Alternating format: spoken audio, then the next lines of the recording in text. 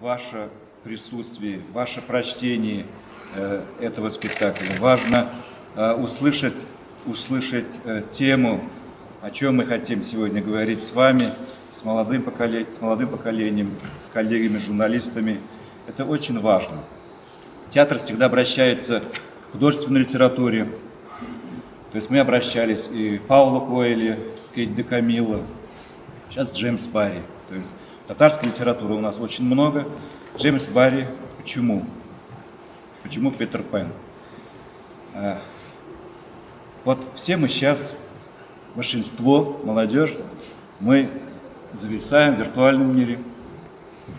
Нам это там интересно, там хорошо, там мы можем придумать разные истории. Но есть реальность, которая всегда нас ждет. Есть реальность, к которой всегда должны мы вернуться, окунуться в эту реальность и понять все его прелести.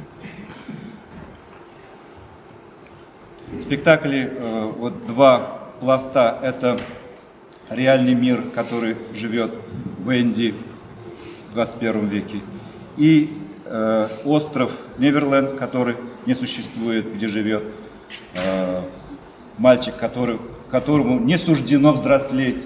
Вот два мира. Их объединяет, я бы не сказал так, любовь, их объединяет быть в разных пространствах, да, и говорить на одну тему. Как удается соединить виртуальный мир с реальным миром? Вот вы сегодня, наверное, увидите. Наверное, не все прошли истории о вечного невзрослеющего мальчика. Вот через этот проект, скажем, который финансировал «Единая Россия», через этот грант, мы сделали спектакль именно для вас, для семейного просмотра. Я еще раз повторюсь, это вы сегодня первые зрители, и нам очень важен ваша реакция. Возможно, вы захотите остаться, поговорить об этом спектакле. Нам это, сейчас требуется. Поговорить с актерами сегодня. Мы, например, 23-го, кажется, хотим, да, вот эту встречу сделать, то есть со зрителями. Но если вот такой импульс будет сегодня, какой-то импульс, да, мы всегда открыты для вас, мы можем остаться, поговорить об этом спектакле, о жизни, о литературе. В Уфе есть, по законам сказки, от рождения ребенка до 5 лет сопровождение. Фея сопровождает до 5 лет. А потом, после истечения 5 лет, эта фея уже переходит к другому новорожденному. То есть ангелами они не могут быть. Это разные стадии, разная формация. Bu Peter Pan kitabından ayırmalıklar var ve o sizin təqdimlər boyunca işlədimi, özü təqdim etdiyini başlap şunday robotlarla, yangi texnologiyalarni kiritib, misal. Вопрос такой, как вы работали со сценаристом этого спектакля?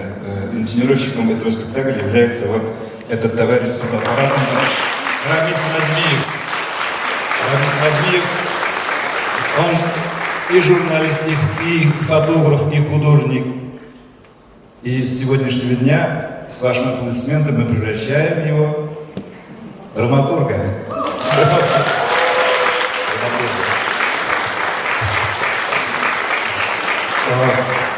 Конечно, это совместная работа. Режиссер с драматургом всегда общается, без этого никак не может быть. Каждый эпизод мы проговаривали с Рамисом.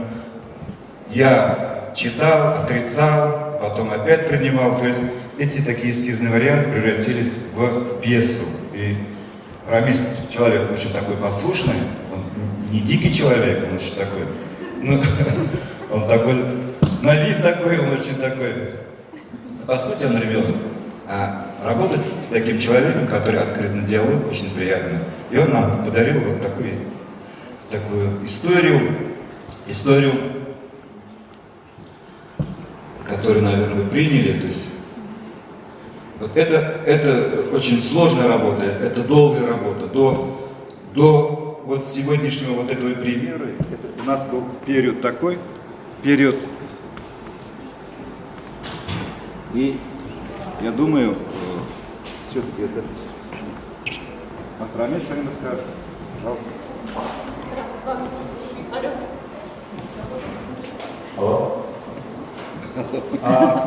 Работы, как в современной индустрии принято, по-моему, 2 или 3 драфта было текста, и потом в процессе непосредственно работы на сцене производились какие-то дополнения, изменения.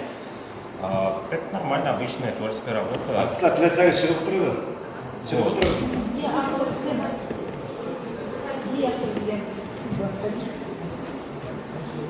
Изначально о том, чтобы перенести в будущее и по-новому взглянуть на это. Микрофон поменяйте, ребят.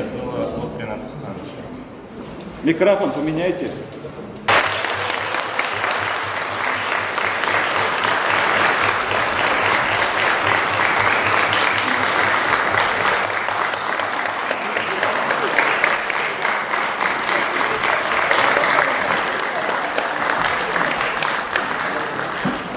Кроме того, я хочу сказать, что помимо вот нашей с работы, очень важно было еще обратная связь от актеров, с которыми также вели беседы.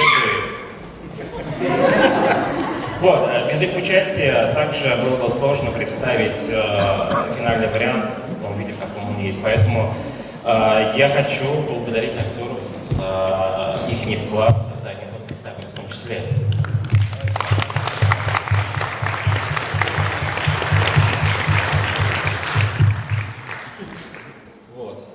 Так что, если есть еще вопросы, пожалуйста, welcome. Все-таки эту историю, оригинал этой истории был написан 2 века назад. И тяжело ли было представить ее в нашем мире, или вы просто увидели, что это нужно сделать именно в нашем мире и нашему миру, который 2 века спустя эта история нужнее, чем она была в XIX веке. Анастасия. Спасибо, Анастасия. Дина. С одной стороны, обращение к классическим вещам таит в себе большую опасность. В каком плане? Это уже устоявшийся мне взгляд на классическую вещь, и даже внутри себя, когда ты задаешь вопрос, а можно ли это сделать, можно ли это как-то поправить, ну, не скажу, что вызывает такой священный трепет, но заставляет о многом задуматься, и это такой вызов творческий, и вот когда ты принимаешь его, то тебе становится работать легче, поскольку ты начинаешь копаться, искать. Какие-то моменты говоришь, сам себя берешь на слабо. Вот. Это заставляет тебя по-новому взглянуть на какие-то вещи. И когда ты смотришь то, как действовали герои, и задаешь себе вопрос, а как бы они действовали сейчас? Ну, в принципе, мы все время, когда читаем старые книги, фильмы, мы всегда пытаемся натянуть героев на себя и попытаться подумать, что бы я сделал в этой ситуации. В принципе, когда я сочинял, я исходил из этого, я ставил себя на их место и пытался представить, что сейчас бы они сделали. Вот. В общем, вот основной принцип работы. Ну, естественно, когда ты сочиняешь, закладываешь какие-то задачи, мысли, зачем они это делали, работа, анализ текста. В общем.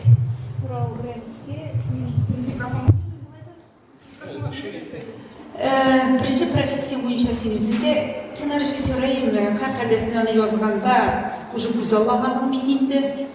То есть син güzelliğin produkt barlığa gitti mi? Rad Ersasan sin dileyen produkt mu? Çıktı mı? Acaba bu ne başına?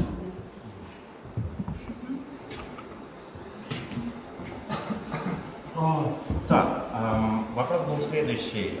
Поскольку я по первому образованию являюсь режиссером, нужно...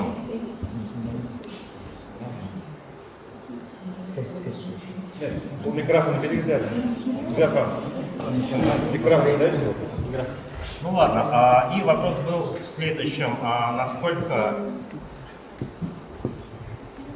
Слышно? Ага. Вопрос был такой, насколько соответствовало мое видение с тем видением Рената Хасановича, который ставил спектакль. Вот. Очень прикольный вопрос на самом деле. Я когда садился писать текст первоначально, естественно, у меня был вопрос, как бы это все выглядело бы. И в какой-то момент я понял, что это начинает мешать работе по-настоящему. И просто отключил какую-то часть своего мозга режиссерского для того, чтобы... И тем более работа на киноплощадке и работа на сцене абсолютно разные вещи. И для меня, я только, по-моему, когда учился, ставил несколько таких эскизов театральных. Для меня был такой экспириенс в погружении в театральное производство. Поэтому я решил со своей стороны отключить эту часть и изучить, посмотреть, как оно бывает на самом деле. Достаточно сложная философская сказка, и вот в вашей интерпретации, мне кажется, она заиграла новыми красками. Она очень зрелищная, очень добрая, и маленьким детям будет, мне кажется, понятно, вот, насколько хрупок вот этот вот детский мир, который они тоже должны беречь. И, наверное, и для взрослых это напоминание о том, что в каждом взрослом по-прежнему живет ребенок. И очень благодарна за игру актеров. Мне кажется, вы сегодня были на высоте. Очень приятно было на вас смотреть.